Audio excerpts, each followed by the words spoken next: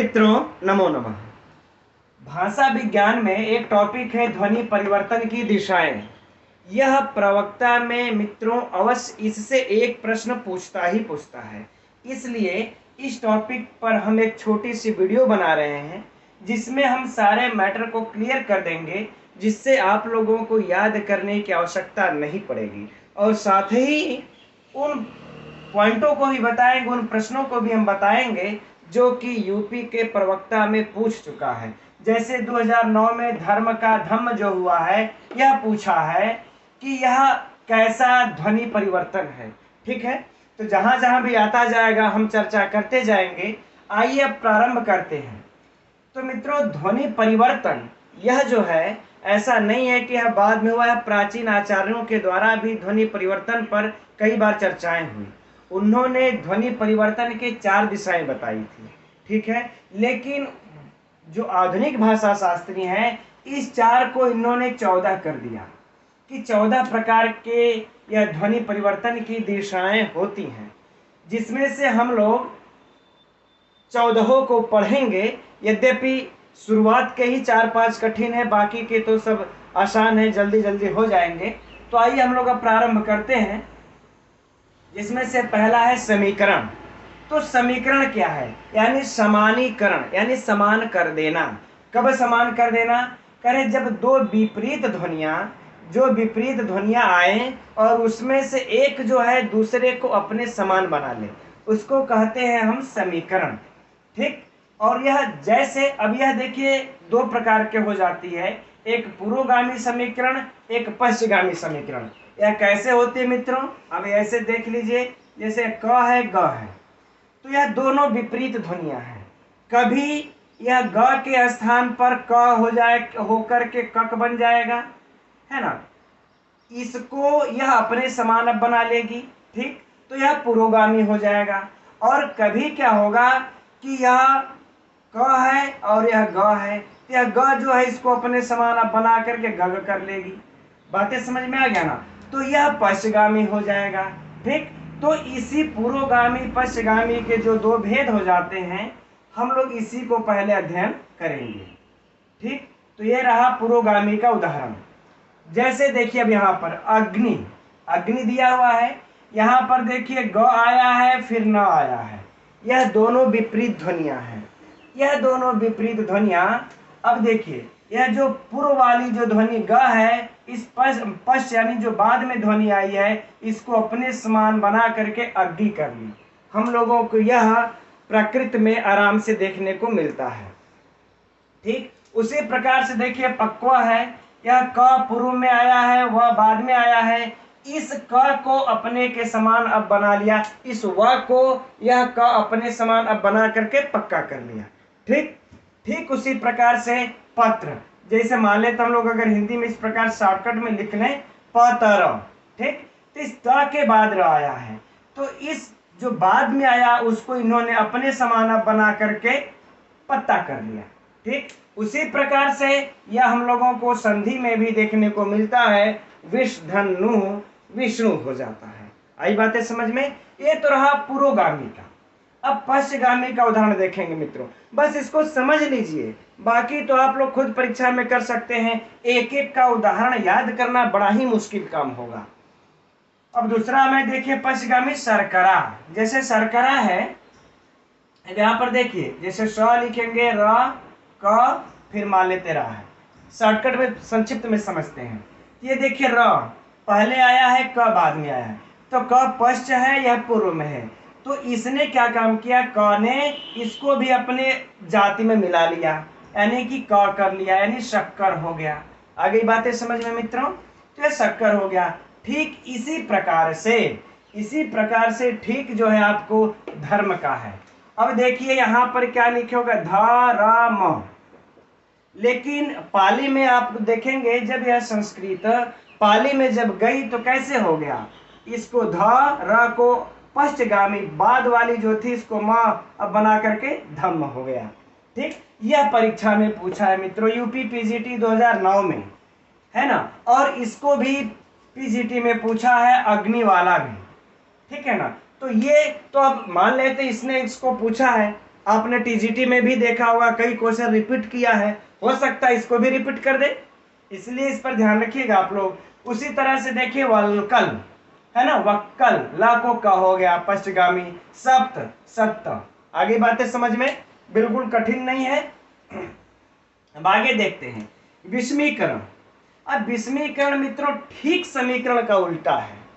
कैसे होगा यह? तो कह रहे हैं कि यहां पर दो समान ध्वनियां आएंगी, दो समान ध्वनियां आएंगी, जैसे क क दोनों समान ध्वनियां हैं।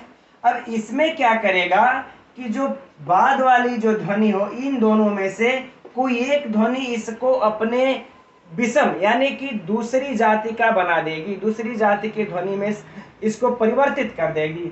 जैसे दोनों ये समान ध्वनि आई, इसमें से एक क को ग बना दिया, विषमीकरण हो गया, यानी क और ग दोनों विषम विषम हो गई। बस ध्यान इतना ही देना है मित्रों कि यहाँ पर जो समान आएंगी जब ये विपरीत हो जाएंगी तो इसको विषमीकरण बोलेंगे, और जब दोनों विपरीत आएंगी जब समान कर देगा तो इसको समीकरण बोलेंगे।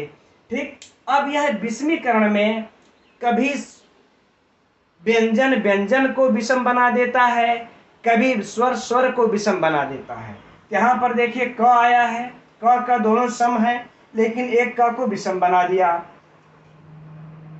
यहाँ पर भी क का दोनों आए हैं, लेकिन बाद वाले क को इसने विषम बना दिया। ठीक। अब लेकिन यहाँ पर देखिए मुकुट, यह स्वर को विषम बना रहा है। यहाँ पर देखिए उ आया है, उ आया है, ध्यान से दीजिएगा। यहाँ पर देखिए उ दो बार आया है। अब इसमें से एक उ तो रहा मौर, मुकुट में के बाद जो मौर परिवर्तन हुआ यह ध्वनि, तो उ तो एक बार रहा, लेकिन इसमें से उ को हटा करके अ को ला दिया, यानी अ हो गया उ हो गया। यहाँ पर म में अ है, यहाँ पर उ है, जबकि यहाँ पर उ थे दोनों। तो विषमीकरण हुआ कि नहीं हुआ? विषमीकरण हुआ।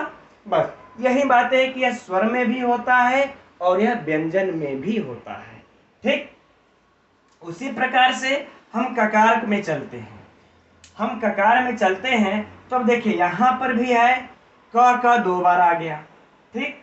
अब इस क को एक बार च, यह व्यंजन है, व्यंजन परिवर्तन हो गया, विषमीकरण। अगी गणत ग दो बार आया, ग को ज करके अजी गणत कर दिया। किकिरसती दो बार की आया तो एक बार चिकिरसती हो गया।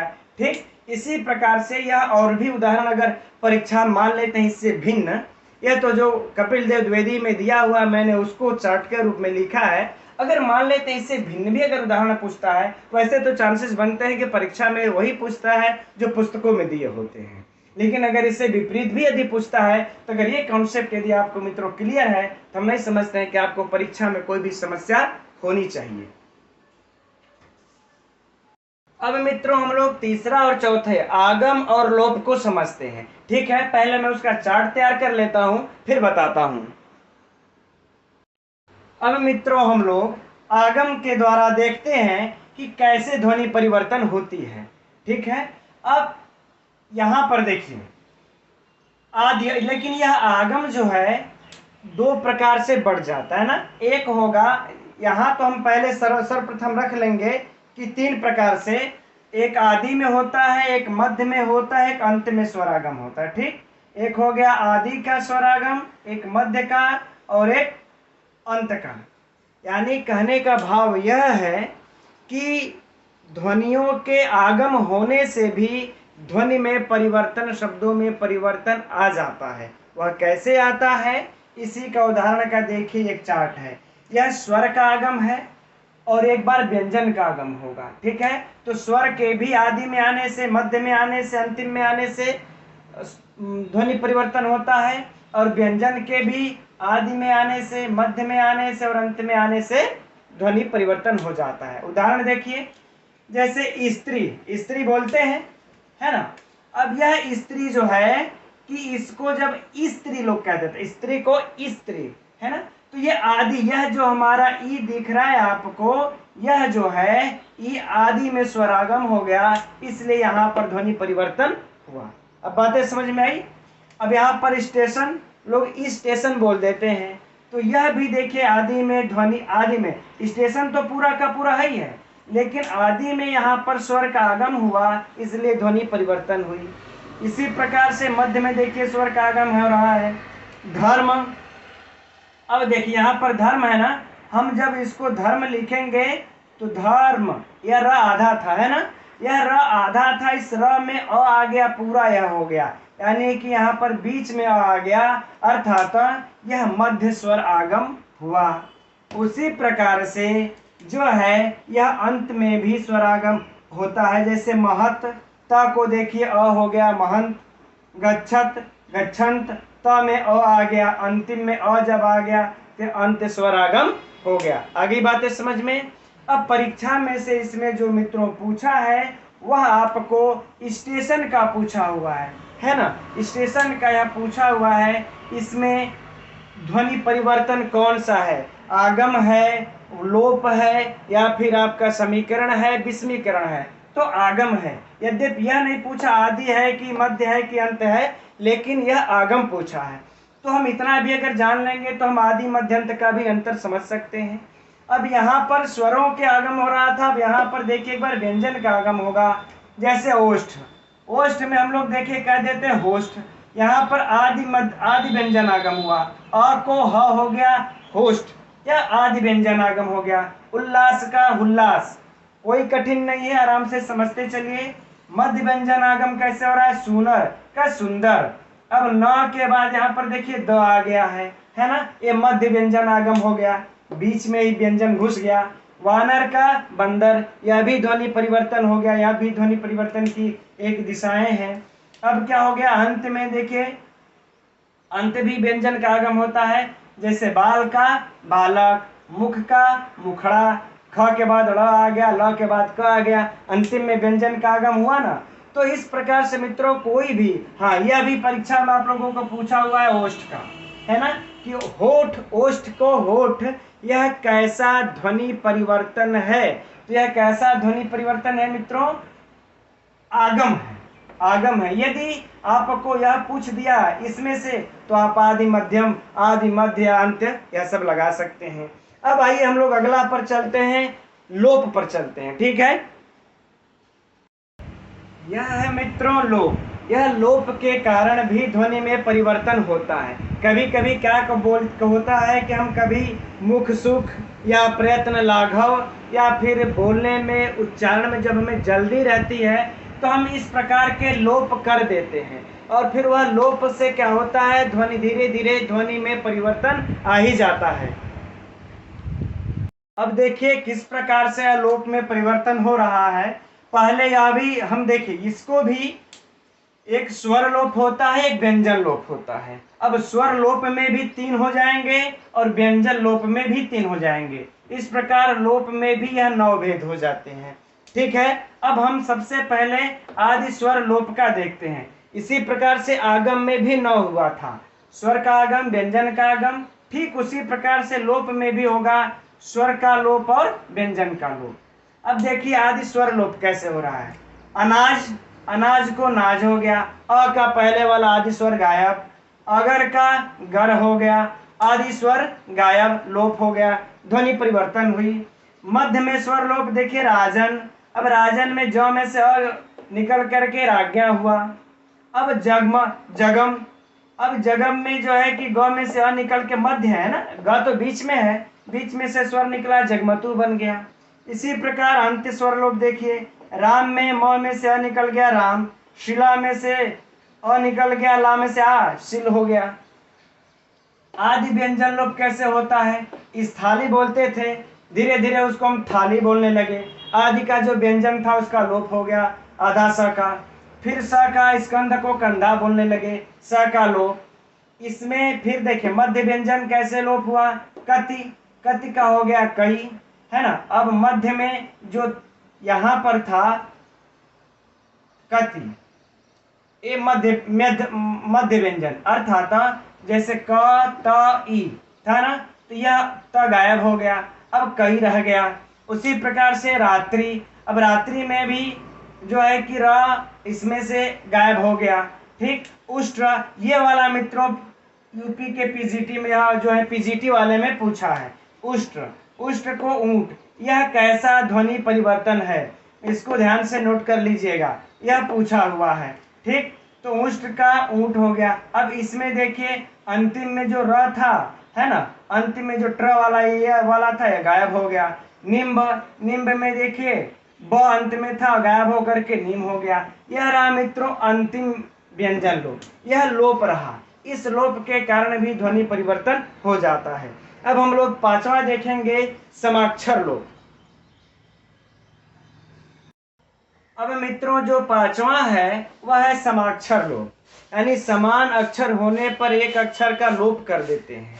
ऐसा मत समझिएगा जो विषमीकरण में था उसमें समान अक्षर होने पर एक अक्षर का विपरीत ध्वनियां हो जा रही थी, लेकिन यहाँ पर जब समान अक्षर होंगे तो एक का लोप हो जाएगा। यह भी ध्वनि परिवर्तन की दिशा है। इसमें से जो परीक्षा में जो प्रश्न पूछा है मित्रों वह यह पूछा है, प्रोफेसर ब्लूमफील्ड यूपी के पीजीटी में पूछा है, प्रवक्ता में पूछा है कि इस समाक्षर लोप का नामकरण किसने किया था।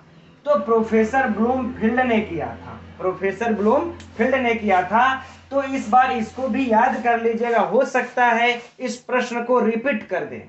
ठीक, अब देखिए है शेव। अब क्या होता है समान अक्षर का लोप, देखिए शेव वृद्ध, यहाँ पर वह दो बार आया, एक बार इसका वह का लोप होकर के हो गया शेव वृद्ध।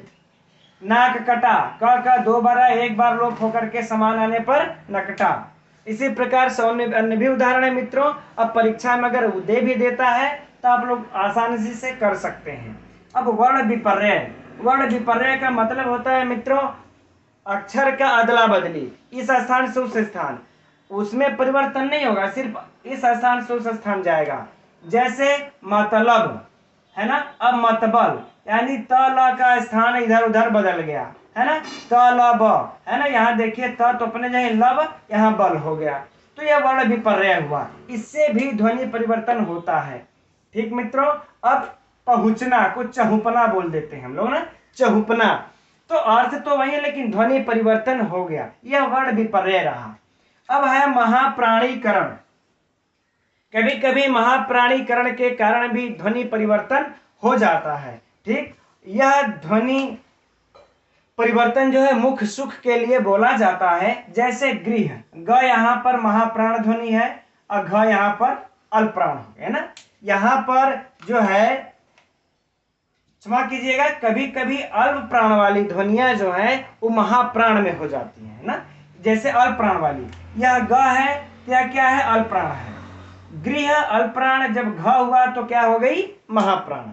उसी प्रकार से देखिए परशु, प अल्पप्राण, फ महाप्राण हुआ। वेश, भेष, वह अल्पप्राण, भ महाप्राण। तो इस प्रकार से भी ध्वनि परिवर्तन हो जाता है। अल्पप्राणी अपकरण, कभी कभी दोनों महाप्राण को अल्पप्राण हो जाता है। ठीक इसका विपरीत, जैसे धधार, ध को द हो गया दधार। सिंधु, यह सिंधु हिंदू वाला पूछा है मित्रों, यह जो है प्रवक्ता में हमें याद नहीं आ रहा है, किसी और में एग्जाम में यह पूछा है। तो सिंधु हिंदू, यहाँ पर ध है, यहाँ पर द हो गया, महाप्राण को अल्पप्राण हो गया। तो इसमें अच्छा मित्रों, इसमें एक बात यह भी ध्यान देखिएगा, जैसे मैंने अभी गलती की कि यहाँ पर महाप्राणीकरण का मतलब होगा महाप्राण होना। जैसे घर है, अब गृह को घर हो रहा था, आप लोग कंफ्यूज हो जाएंगे यार, इतना तो पकड़ लेंगे कि प्राणीकरण हो रहा है लेकिन अल्पप्राणी है कि महाप्राणी है। तो जैसे मैंने अभी गलत बोल दिया था, तो वैसे ही आप लोग भी ध्यान रखिएगा, जो यहाँ पर शब्द आएगा वह महाप्राण होगा तो यह महाप्राणीकरण कहलाएगा। यदि यह अल्पप्राण होगा, जो परिवर्तन हो करके जो बन रहा है, अगर यह अल्पप्राण हो रहा है तो अल्पप्राणीकरण कहलाएगा। आगे बातें समझ में ये हुआ। अच्छा, इसमें हम एक चीज बताना भूल गए, डॉक्टर स्पूनर का नाम, डॉक्टर स्पूनर का नाम और एक ये स्पूनरिज्म क्या है, इन दोनों को अत्यंत महत्वपूर्ण प्रश्न, इनको भी सुन लिए। यह डॉक्टर स्पूनर एक ऑक्सफोर्ड विश्वविद्यालय में भाषा शास्त्री थे। यह जो है अक्सर ये गलतियां किया करते थे, यानी वर्णों का विपर्य वाला ध्वनि परिवर्तन, यह त्रुटि इनके अंदर बहुत पाई जाती थी। अब परीक्षा में प्रश्न पूछेगा, जैसे यह पूछा था समाक्षर लोप का नाम किसने दिया, तो यह नाम ब्लूमफील्ड ने दिया। उसी तरह अगर ये पूछ दे वर्ण विपर्य की गलती कौन भाषा शास्त्री कौन भाषा विज्ञानी करते थे, ऑप्शन दे देगा 4 ठो, तो याद रखिएगा डॉक्टर स्पूनर किया करते थे। पूछा जा सकता है मित्रों परीक्षा में यह। अगला, वर्ण विपर्य को अन्य किन नामों से जानते हैं? इस ध्वनि परिवर्तन वर्ण विपर्य को अन्य किन नामों से जानते हैं? स्पूनरिज्म के नाम से जानते हैं, है ना। इस वर्ण विपर्य को हम स्पूनरिज्म भी कहते हैं, इसलिए यह दोनों भी याद रखिएगा। अब मित्रों अब इस बार और देख लेते हैं, इस बार में इसको पूरा कर दिया जाएगा। ठीक है, पहले मैं चार्ट बना लेता हूं। अब मित्रों हम आप लोगों का ज्यादा समय नहीं लेंगे, इसी में अब चार्ट में अब आप लोगों का 14 ध्वनि परिवर्तन की दिशाएं समाप्त हो जाएंगी। आइए अब एक एक को करके जल्दी से देख लेते हैं। घोषीकरण, घोषीकरण कब होगा? देखिए जैसा कि मैंने अभी जस्ट बोला कि घोषीकरण तब कहेंगे जो परिवर्तन में जब घोष दिखाई देगा, तो क को या घोष दिखाई दे दिया ग, है ना, तो यह घोषीकरण का शाक को साग हो गया। नकद, क को फिर यहाँ ग दिखाई दिया, है ना, यह घोषीकरण। त को अघोष को घोष दिखाई दे दिया, सती सती का सदी हो गया, तो यहाँ पर घोष हो घोषीकरण। तो यह जो परिवर्तन हुआ यह घोषीकरण के अंतर्गत आएगा। ठीक, जिसमें से शाक और साग वाला पूछा है, ध्यान में रहे, प्रवक्ता में नहीं पूछा है, यद्यपि अदर में पूछा है, लेकिन ये प्रश्न को पूछा है। अब आगे देखते हैं घोषीकरण का। अघोष, अब यानी यह जो घोष शब्द होंगे उसको अघोष कर देगा, जैसे द है, तद धन पर, यहाँ पर अघोष हो गया तत्पर। मदद, यहाँ पर देखिए घोष है तो मदद, यहाँ पर अघोष हो गया। ठीक, उसी तरह से अनुनासिकीकरण। मित्रों कुछ शब्द ऐसे हैं जैसे सर्प है, सर्प को सांप, अनुनासिकी हो गया, अनुनासिक हो गया। अक्षी को आंख, और इसमें मित्रों 2 प्रकार से होते हैं, कुछ अकारण कुछ सकारण, तो उसको हम लोग छोड़ देते हो, कभी परीक्षा में आज तक पूछा नहीं है, विद्वता हासिल नहीं करनी है, बस इतना याद रखिए। चंद्र, यहाँ पर नासिक तो पहले से ही था, लेकिन कालांतर में चंद्र आकर के चांद हो गया, अनुनासिक हो गया। यह हमारा अनुनासिकीकरण का ध्वनि परिवर्तन रहा। अब उष्मीकरण को देखते हैं मित्रों, इसमें जो है कुछ ध्वनियां केंटुम वर्ग की जब वो शतम वर्ग में गई तो क जैसे है, केंटुम वर्ग में जो क था वह शतम में जा करके उष्म हो गया, श हो जाता है, तो इसके कारण भी कुछ ध्वनि परिवर्तन हुआ। अगला है जैसे संधि कार्य, है ना, संधि कार्य के कारण भी हुआ, जैसे अवतार का अवतार, सत का सौ। फिर उसी तरह से कुछ मात्रा भेद के कारण कभी लोग मुख सुख के कारण क्या करते हैं, हर्ष को दीर्घ कर देते हैं, दीर्घ को हर्ष कर देते हैं। जैसे आराम को हम आराम बोल दिया, हर्ष कर दिया। अद्य को आज दीर्घ कर दिया, आलाप को अलाप हर्ष कर दिया। तो यह हमारा मात्रा भेद से परिवर्तन रहा। मित्रों यह ध्वनि परिवर्तन की दिशाएं रही 14।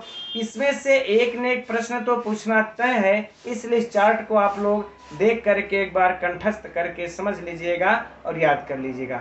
मित्रों नमो नमः।